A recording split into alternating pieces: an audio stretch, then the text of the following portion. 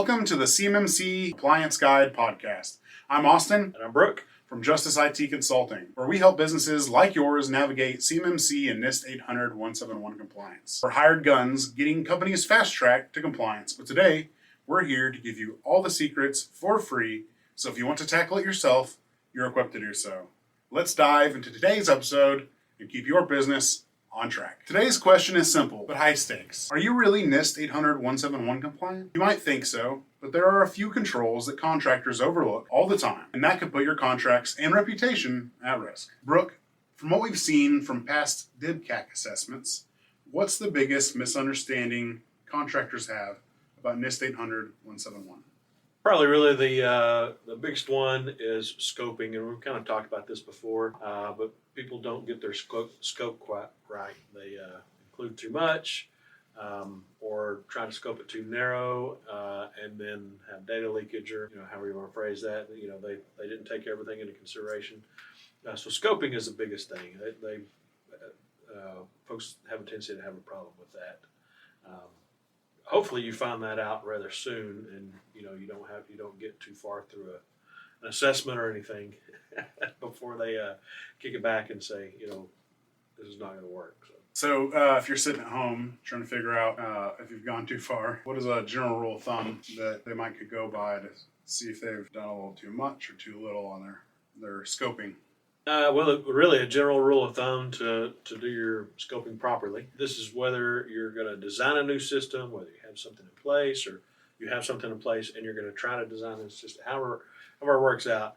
The first thing you need to know is what kind of data, what kind of CUI you're trying to protect. That's key in this, right? Because if you don't know, you may get some of the controls a little not quite right. That's a key thing to know. But really, for scoping guidance, once you know that, it's best to draw a data flow diagram. I'm pretty visual, so and draw a diagram, or you can put it in. Well, I was going to say Visio. That might be old school these days. I don't know, but I use Visio a lot. So Visio or something like that.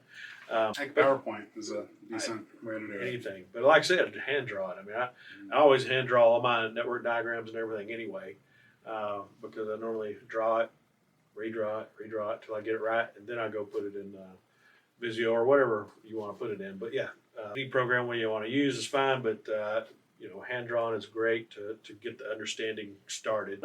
Going down that rabbit hole, but it's not necessarily the tool.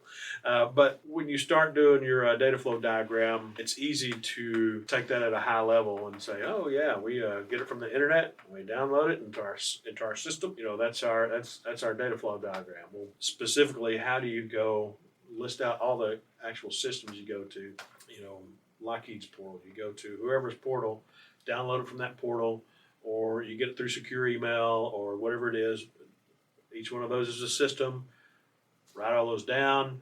Write down all the systems. Draw out all the systems that you have in place, like Microsoft 365, SharePoint, then email, SharePoint, whatever you have on premise. You have your file system, your server shares. You have maybe a ERP or an MRP or something like that, or some other kind of database. You have some other applications that use it, so you got to list all those systems, all those applications out, and then draw out where your data, your CUI flows to. Once you take all that into account and draw it out, it begins to make a little sense.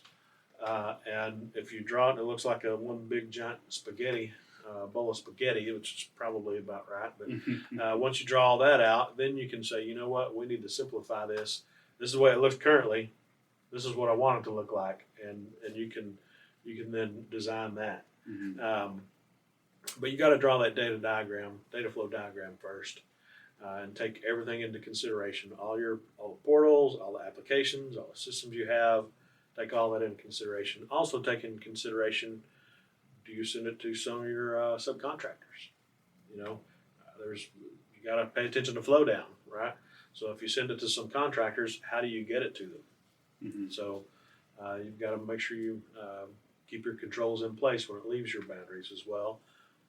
And then, not that this is part of the data flow diagram, but there's flow down, and so your subcontractors are going to have to meet that as well. So it's good to know that your subcontractors are compliant as well. Mm-hmm.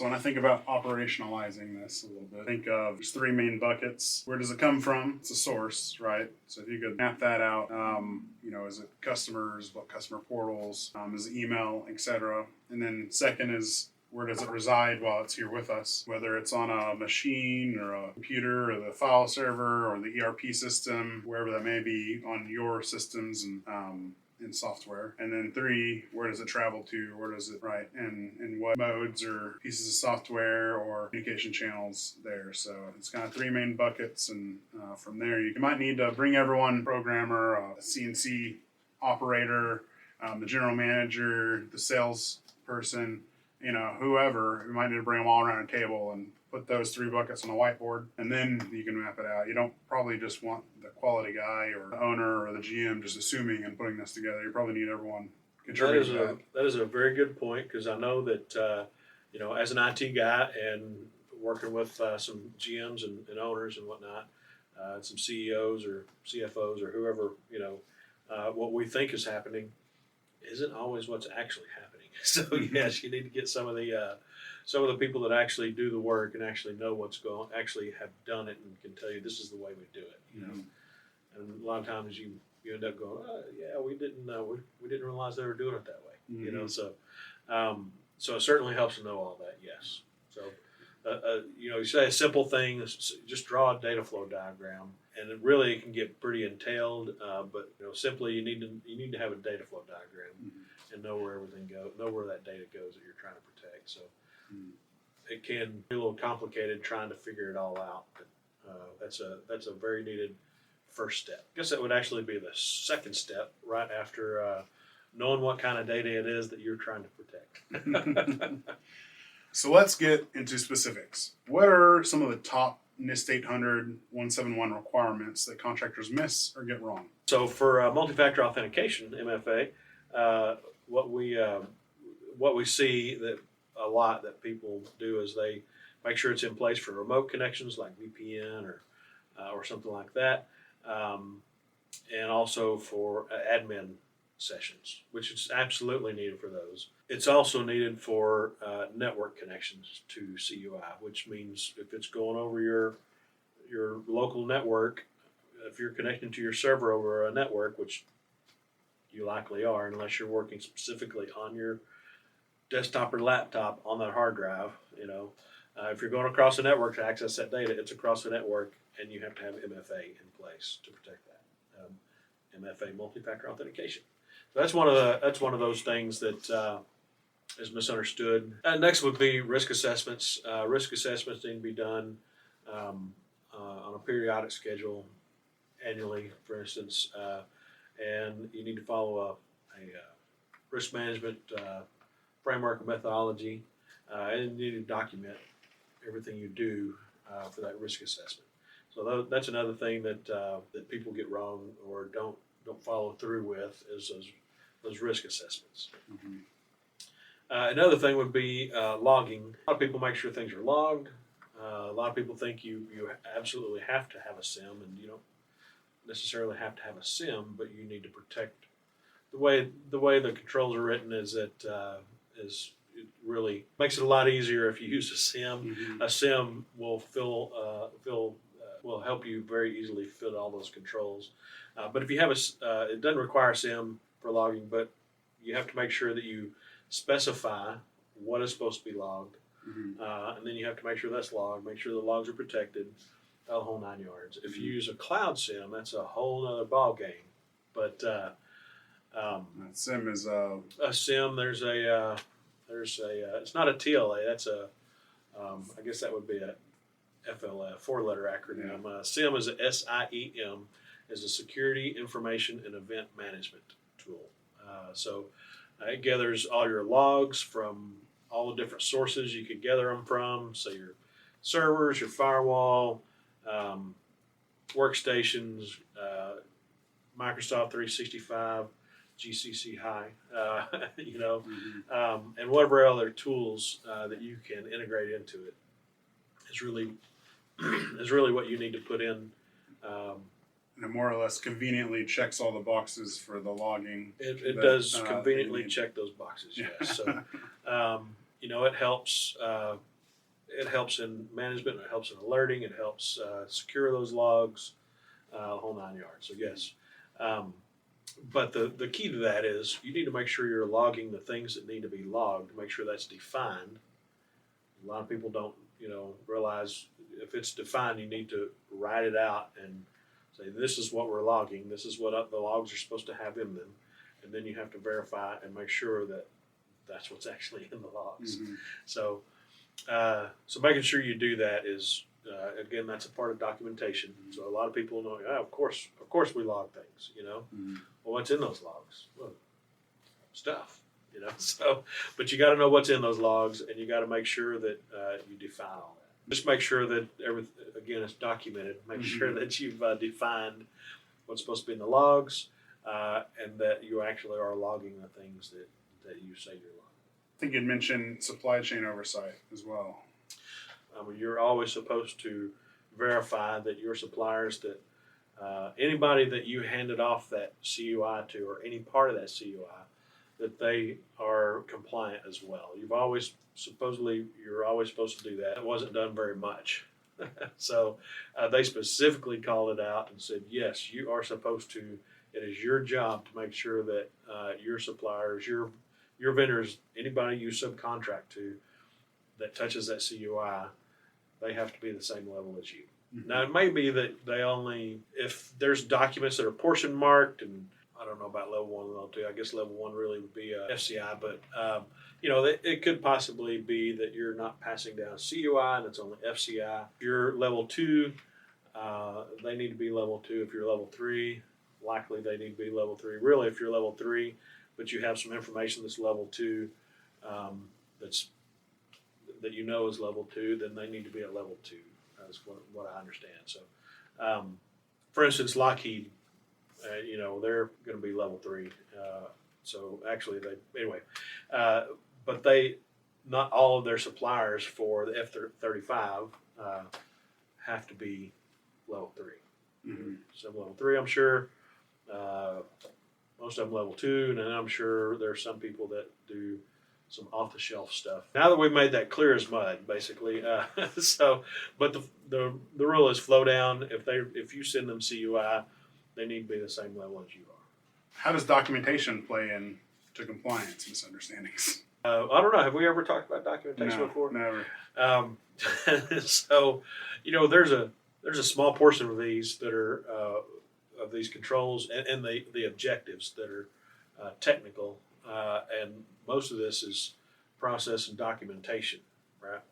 And but there's a ton of documentation. If it says list, you've got to have a list of folks. If it says define, you've got to have something written out, a policy written out. And you have to have policies anyway, but you have to have policies, you have to have your plans, procedures written out. There's just an absolute ton of documentation that needs to be written out. Not just your SSP, not just your policies for each of the families that, access control and awareness and training and all that, but everything, you have to have all your policies, and then you have to have, your procedures.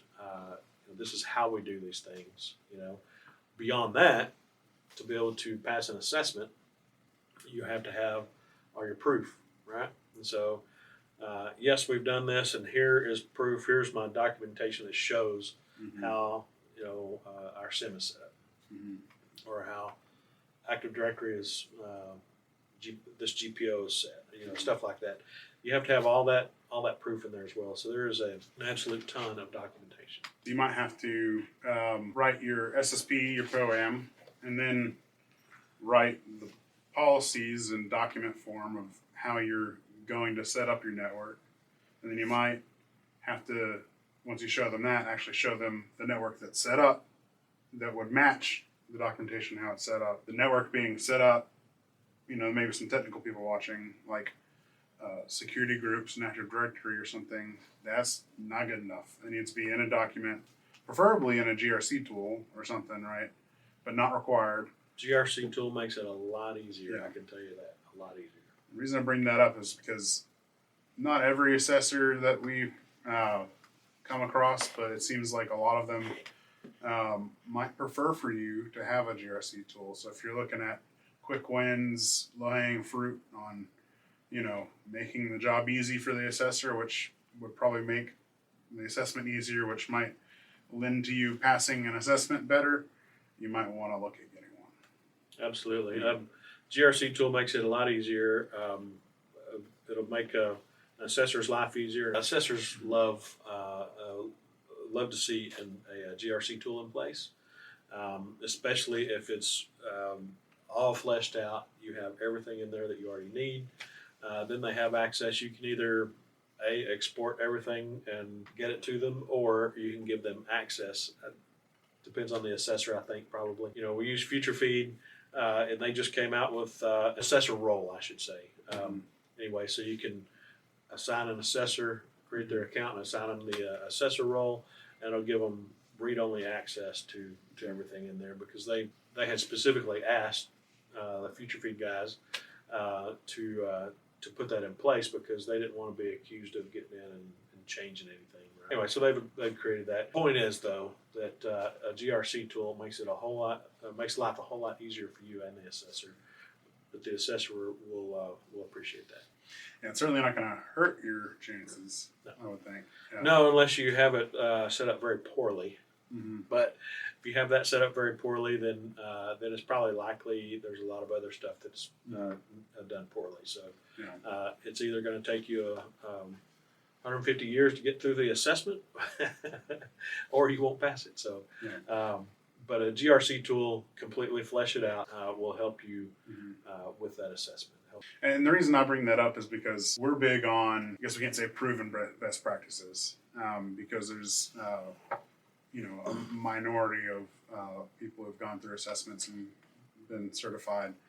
But at this point, we can have accepted best practices, or what, everyone's saying, assessors mainly, they would want to see. And so we're big on taking a playbook that is the least path of resistance to get you to certification. So whether it's with us or someone else, like GRC tool is part of that. We're going out on the Oregon Trail.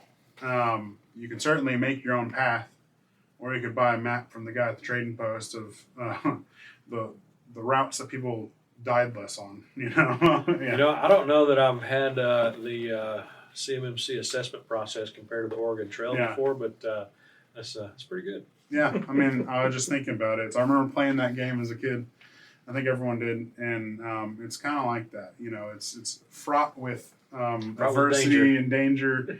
There's sure as heck a way to make it easier, and that is to build on those that have gone before you, or listen to the people that are you're going to be beholden to, and make your job a little easier. Just to tack onto that, that's one of the things that you want to look for when knowing who to trust.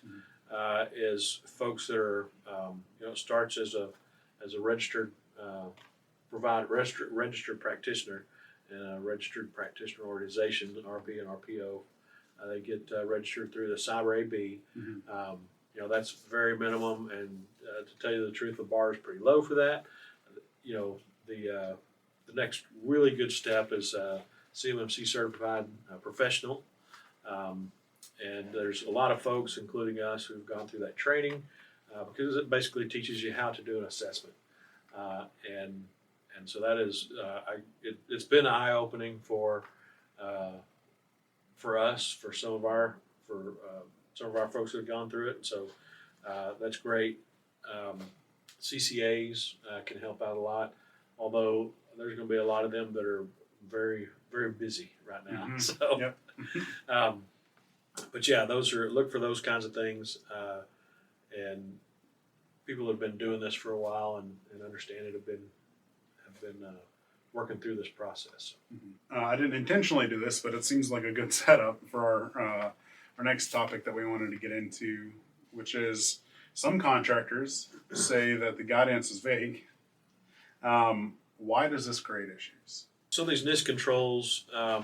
They leave some flexibility, and they're pretty prescriptive, but there's a little bit of flexibility there to adapt these to your own system and cover these controls how you see fit. So there is so that flexibility. Even though it's pretty prescriptive, there is a good bit of flexibility there. So that flexibility leads to some misinterpretation. Really, where you need to start is looking at the NIST 800-171A, which is the assessment template. It says when you're going to assess someone, this is how you do it. Mm-hmm. You do this, and you interview, you test, all this kind of fun stuff. So it goes through the whole thing, and so you need to go through that and look at that. If things are still unclear, you can see where these controls come from, and for instance, some of them reference NIST 800-53, which is a government document, and that government document is what governments have to follow. Instead of NIST 800-171, they follow NIST 800-53. So, but a lot of the controls reference back to that and to some other areas. So once you read that that documentation that it's based on, that'll usually clear it up pretty good. There is still room for some flexibility and some misinterpretation or some seeing things a little differently, and that's okay. But if your assessor sees something differently than you do, you can make your case. You really need to make sure you're on solid footing. Mm-hmm. And really, if you're on solid footing, the assessor is probably going to understand and go, "Oh, I see what you're doing, and I see that it does meet these controls, and these objectives." But if you don't read the assessment guide and you don't look at any of the supporting documentation, then yes, some of these can be misinterpreted. So another thing I wanted to bring up, a mindset issue a lot of people have around compliance, and the fact that it's not a one-time event. You see this a lot. Typically, people think that they can just get some things done, do some paperwork, and be done with it. And additionally, what that leads to is, okay, well, why does this cost a lot of money? Like I might pay for my ISO audit or something, and it's just done, and we revisit, later. Right. Why does this have such a high carrying cost in terms of whether it's software tools, security licenses, GCC and Microsoft license upgrades?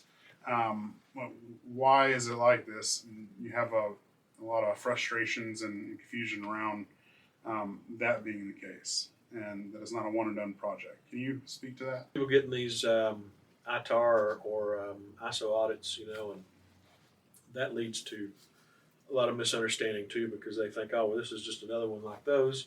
It ought to cost $2, $3, $4, $5, $6, $7, $8, $10,000, whatever, and we're done. Come in for a couple weeks and they're done. Right? They write up some things that we need to do, and everything's good. Well, this is not like that. Mm-hmm. So, and we've had people say, I just want you to put it in place, and we'll take care of it, Well, which is fine, and we can do that, but what needs to be understood is that this whole NIST at started to say 1-800. It's not a phone number. This whole NIST 800-171 thing and CMMC is not a one and done. It's written for management, ongoing compliance, ongoing monitoring. It's written for that. I mean, it's all throughout it. So if you bother to read it, you can see that, right? Mm-hmm.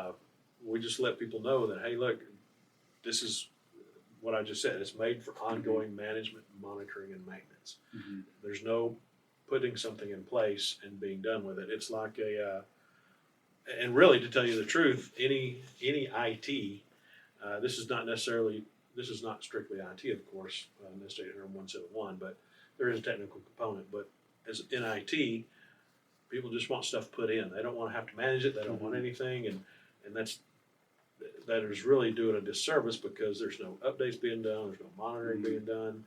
I can't tell you how many times that we've been called in to somebody new to help out with something, and We go to look at their backups, and we're like, you know, your latest backup you have is 8 months old. You know, no, it's been backing up, and they set it up to back up. Well, yeah, but it failed here, and it's been failing ever since. Did you check it? Well, no, we didn't check it. You know, so that's what this is written for, is for ongoing maintenance, monitoring, ongoing care and feeding of it, right? And so that's what this whole thing is about. And so you've got to understand that. You can't just it can't just be one and done. Right. Now, somebody like us can come and put everything in place for you, but then you have to go manage it, and that's fine as long as you take care of it and all that kind of fun stuff. But somebody has to manage that, whether it's you, whether it's Fred down the street. That may not work, but you know, anyway, no matter who it is, somebody has got to take care of that. And that would take form of approved patches, written down, confirmed that it took place, that it was installed. That would take form in the fact that there is record of a log being reviewed and a result, whether it's remediation or otherwise happening. That would take place in someone looking at the antivirus system that you have and doing necessary steps there, looking at potential false positives. That would look like someone going on all the computers, performing maintenance, and then logging and recording it, right? So those are actions that have to happen. You would have to use someone existing on your staff and give them those new additional duties, hire someone internally to fill those new shoes, or hire it out to a contractor to complete them for you. But regardless, they have to happen. Absolutely. And, you know, to step back from technical a little bit, you know, what about your authorized user device and process list? You know, The what? Exactly, yeah. Huh? Isn't that an Active Directory? No, it's not. It's, you know, that could be part of it, but that's your identification, not your authorization list. So who reviews that? You know, how often do you do it? Is it documented? What about your sign-in sheet for people visiting your facility? You know, do you have those? Do you keep them? Where do you document them? What happens with those? That's ongoing. You know, what about vulnerabilities? You know, is there somebody that watches for vulnerabilities to come out? Is there any kind of documentation? Is there? So yeah, there's all sorts of stuff that has to happen on a scheduled basis or a routine basis. It's scheduled also, but on a routine basis. That's the whole ongoing care and feeding. Right.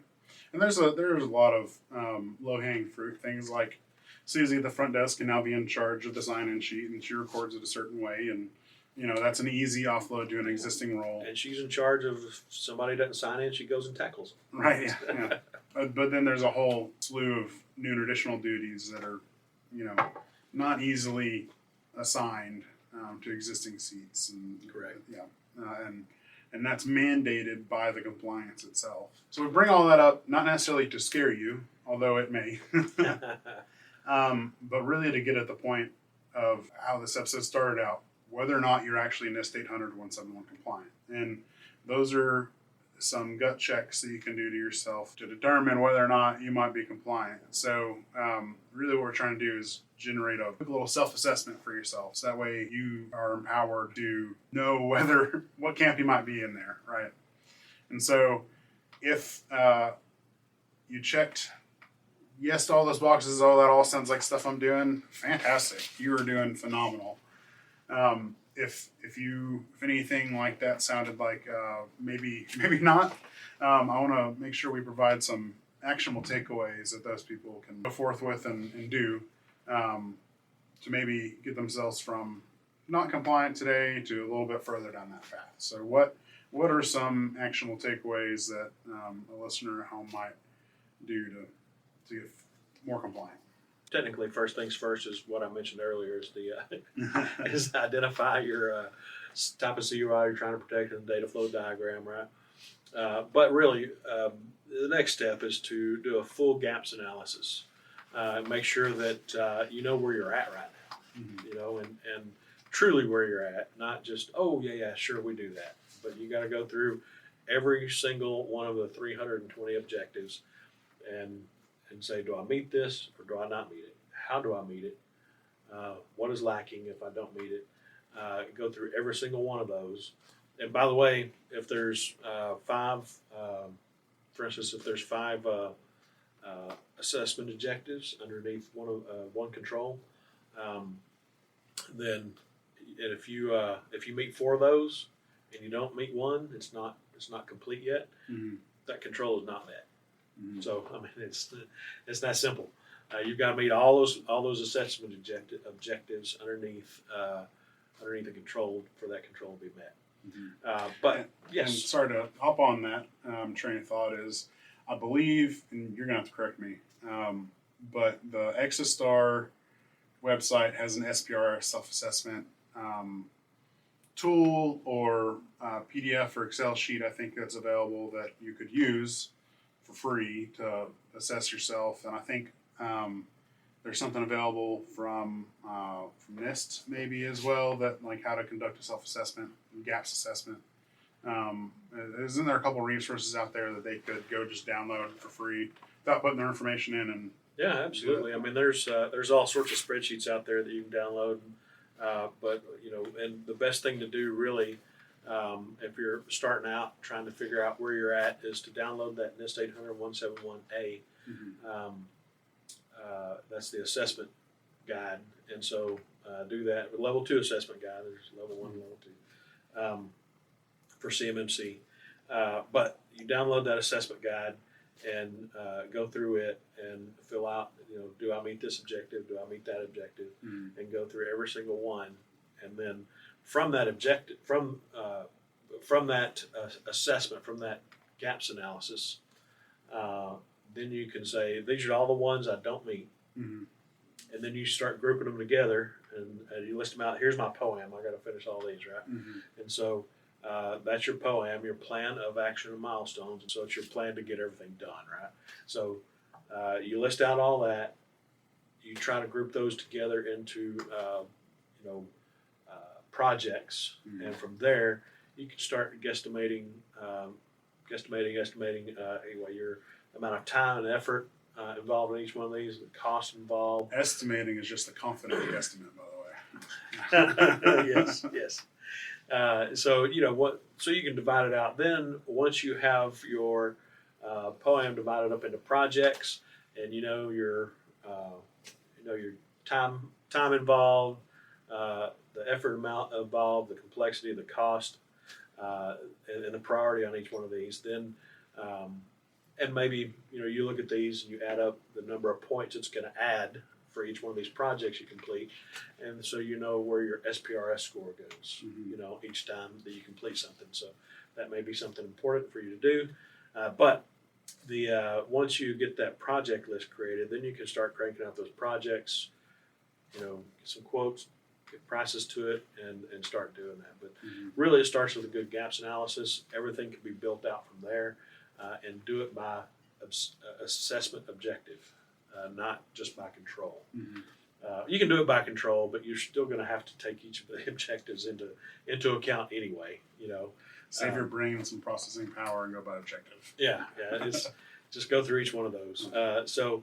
But yeah, that's what I would suggest, is that gaps analysis is going to be key. Another thing that you really need to do, say what can they do today to get started, and aside from the data inventory, basically, like I said, and the data flow diagram, you do your gaps analysis. Very important to do that by objective, assessment objective. It's also important to make sure that you have decision makers involved in this. It can't just be your IT guy. It can't just be the quality guy saying, "Hey, here's all this stuff, and here's all the stuff we got to spend money on," and because the C-level guys are going to be going, "Need to spend all that money." Surely we don't, Mm-hmm. So you really need to have some decision makers involved, and so these projects have legs, and so you can get them done, because that's very important. So otherwise, it just becomes to a justification, sort of situation. Why do we have to spend this much? But if you put someone that's a decision maker to go in, yes, then it's like, okay, we have to, because if they're involved in that project, involved in drawing all that out, then it's pretty much assumed that you've got to go through this. You've got to get it done. Right. Yeah. if you want to become compliant. There's always the option not to, right? Right. You know, the other thing along with that to keep in mind, again, is what we just talked about, is that this is ongoing. Mm-hmm. You know, you'll do this if there's any changes. You're going to have another POAM. You're going to have to. This is an ongoing process. There's several things that have to be completed periodically and managed ongoing. Well, Brooke, do you have anything else for us? I think that pretty well covers it for this episode. Okay, awesome. We will be at DivCon June 2nd or 3rd, I think. Google it. It's June 3rd through 5th. DivCon in Oklahoma, the beautiful big city, bright lights of Oklahoma City. If you want a shirt, documentation shirt. I promised Brooke that we wouldn't put his face on there, so sorry. we couldn't give him away if you did that. Yeah. But we'll have the shirts, so stop and see us there. We'd love to meet you. Otherwise, if you have questions about what we covered, please reach out to us. We're here to help fast track your compliance journey. Text, email, or call in your questions. We'll answer them for free here on the podcast. You can find our contact information at CMMCComplianceGuide.com. Stay tuned for our next episode. Until then, stay compliant and stay secure. Like, subscribe, and share.